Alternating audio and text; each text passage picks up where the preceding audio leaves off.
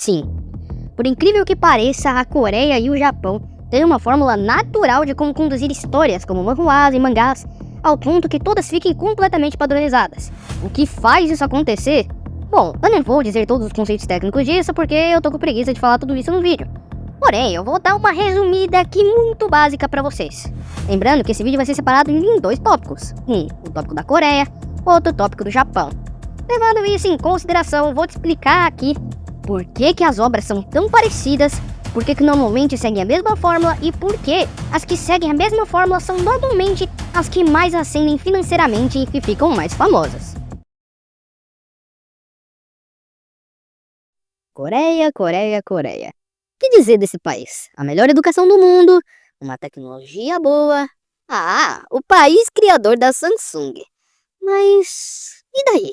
Por que eu tô tendo que trazer isso à tona pra dizer o porquê que nos manhwas o coreano médio prefere ver a história de um fracassado que vai se tornar foda? Simples, meu querido mancebo, muito simples. Porque cultura reflete nada mais do que o próprio povo. Por exemplo, antigamente, aqui no Brasil, você tinha muitas culturas e histórias extremamente famosas que eram voltadas 100% à mata. E por quê?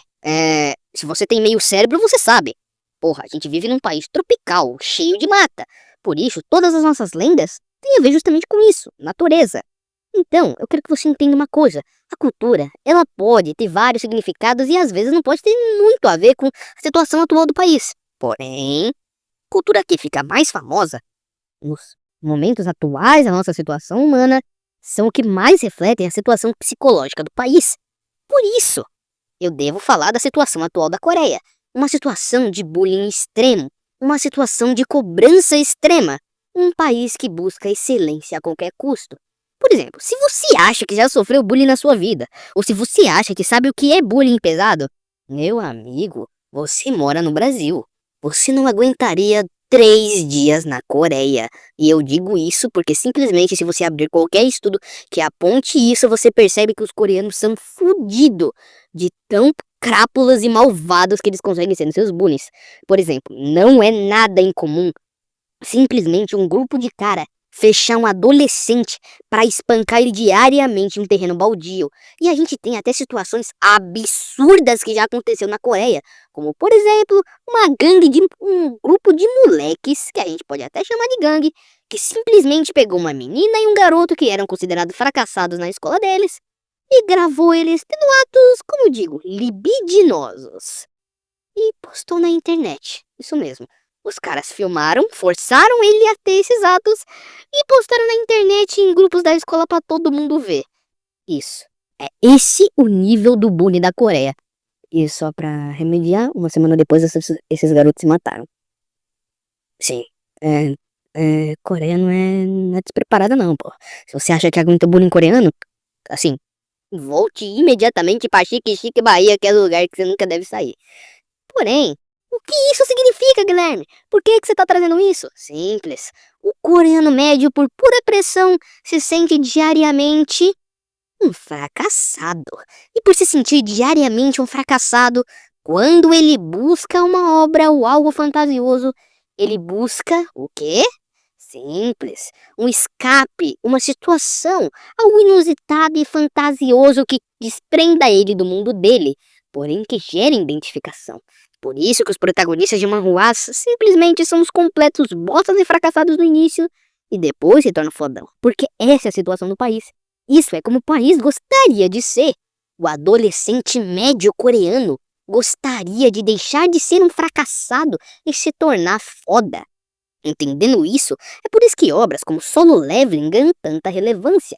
Porque essas obras refletem o que o adolescente coreano médio gostaria de conquistar na sua vida. Então, a Coreia não é nada bonitinha, amigo. Tem um grande problema de natalidade. A economia deles até que é interessante, porém tem uma excelência tão grande que sim, se você se mudar pra lá com a ideia de ascender economicamente, meus parabéns, você se fudeu pra caralho. Porque você não vai conquistar nada. Vai dedicar todos os anos da sua vida no puro trabalho e não vai conquistar nada relevante pro padrão de vida sul-coreano. Sim, o país deles funciona assim. Ou você é excelente, ou você é um completo de um fracassado. E é assim que a Coreia funciona.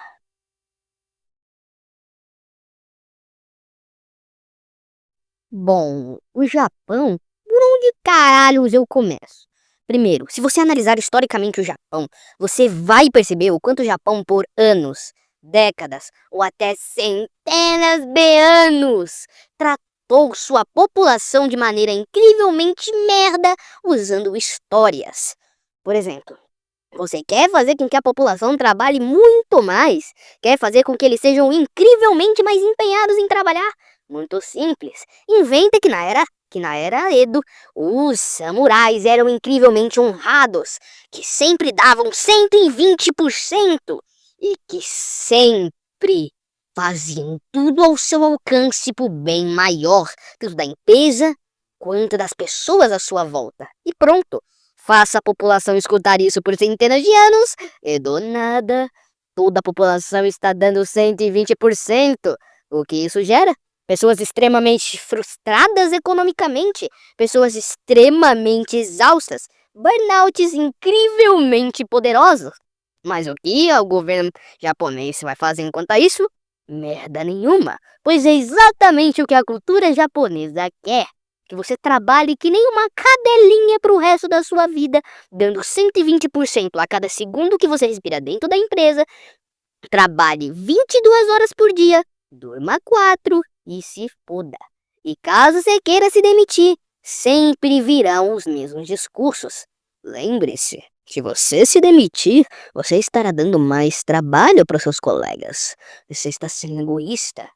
O discurso altruísta foi dado ao japonês médio ao longo de sua vida inteira, ao ponto que todo japonês hoje em dia quer ser extremamente altruísta e bondoso, extremamente educado e extremo em todas as áreas da educação do mundo.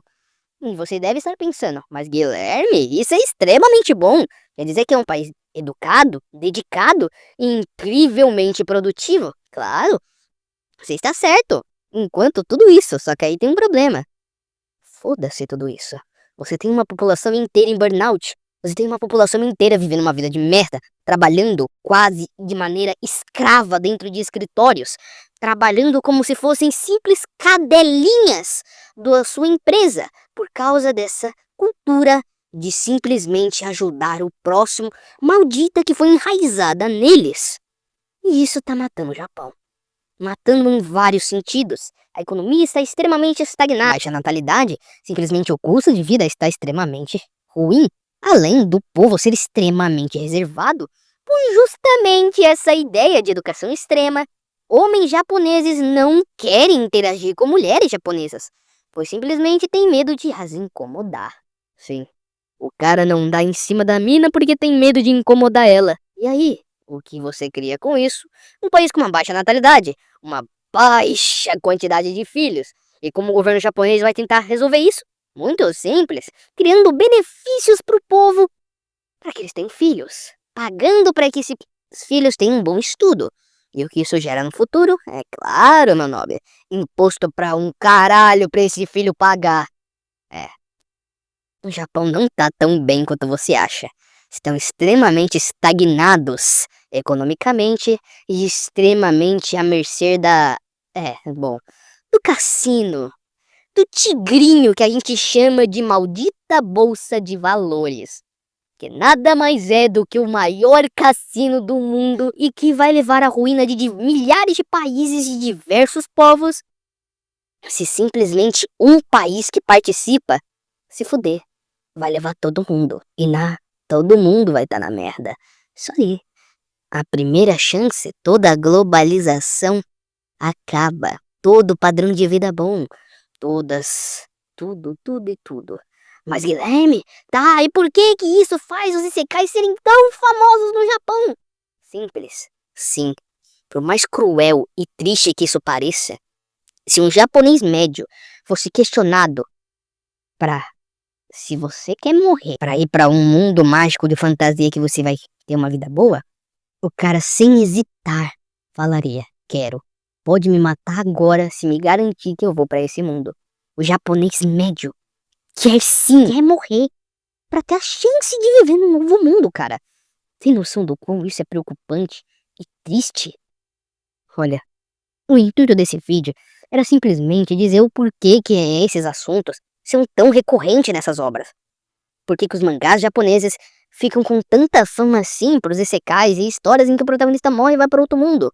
E por que na Coreia, com os manhwas, as histórias mais famosas e que sempre recebem mais destaque são histórias em que fracassados recebem um sisteminha maroto e se tornam fodões?